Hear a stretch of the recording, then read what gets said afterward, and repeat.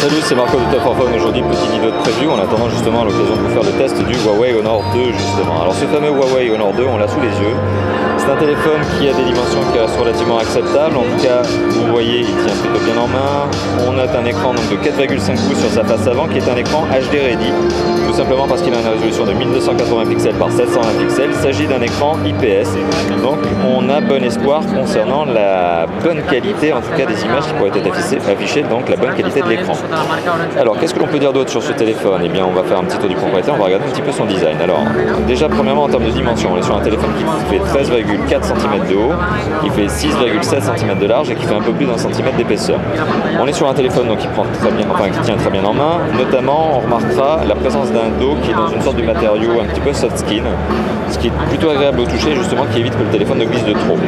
Alors si on fait le petit tour du propriétaire, qu'est-ce que l'on remarque? Face avant, donc plutôt classique, un écran 4,5 pouces avec 3 touches sensitives sur le bas, une touche back, une touche home pardon, et puis une touche menu contextuel. Ici, sur le dessus, un marquage Huawei, le fameux écouteur et la fameuse lettre de notification qui est ici, une caméra frontale pour la visio. Alors caméra frontale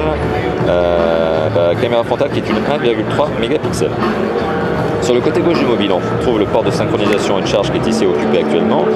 Alors, sur le haut du mobile, on retrouve un jack 3.5. Sur le côté droit du mobile, on retrouve le contrôle de volume plus moins et le bouton on-off.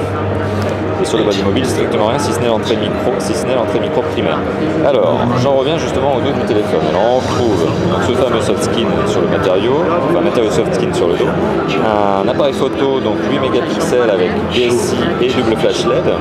Une deuxième entrée micro ici pour permettre justement d'atténuer le bruit parasite, ce qui n'est pas mal d'ailleurs lorsque l'on est sur des salons ultra bruyants comme celui-ci. On retrouve le marquage Huawei et une sortie son. Alors les deux sorties son qui sont là sont des écouteurs, donc des haut-parleurs pardon.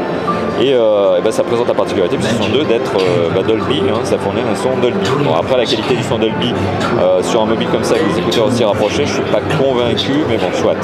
Laissons cet argument marketing justement au constructeur. Alors sur la face avant, je l'ai évoqué, un écran 4,5 pouces.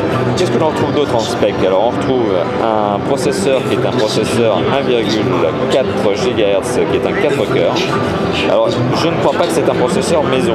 D'habitude justement Huawei, Huawei a l'habitude de proposer des processeurs maison. Apparemment ça n'est pas le cas ici.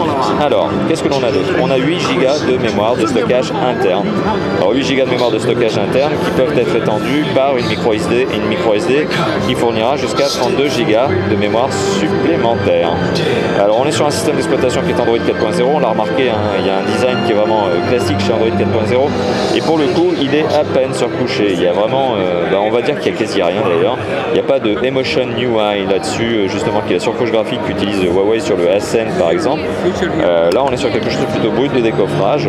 À la limite on va dire qu'il y a un petit peu de travail graphique, mais voilà, on n'est pas sur quelque chose d'extrêmement surcouché. C'est pas plus mal, ça permettra sûrement au téléphone d'avoir des meilleures spécifications. En attendant justement le test et justement le scoring que l'on pourrait avoir avec AnTuTu et Quadrant. Alors on va dire ça comme ça. Pour le reste, il s'agit d'un quadriband, bien évidemment Wi-Fi, Bluetooth, GPS, tout ce qui va avec. Il n'est pas NFC, en tout cas pas à ma connaissance. Donc si je fais défiler tout ça, est-ce que je trouve du NFC? Non, pas du tout, pas une seconde. Et donc quadriband 3G+, voilà, tout simplement. Voilà, donc c'était la preview entre guillemets en attendant le test du Huawei Honor 2. Merci d'avoir visionné cette vidéo, à bientôt, ciao ciao.